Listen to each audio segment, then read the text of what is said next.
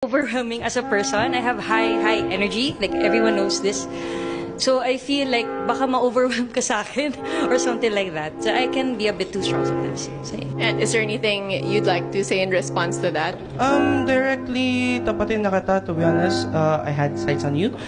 Sadly, it didn't work out for you.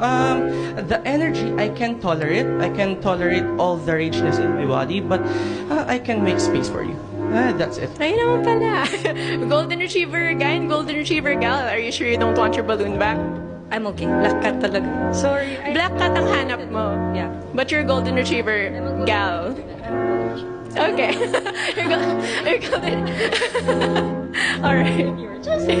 Language. Because I'm an Englishera, halata.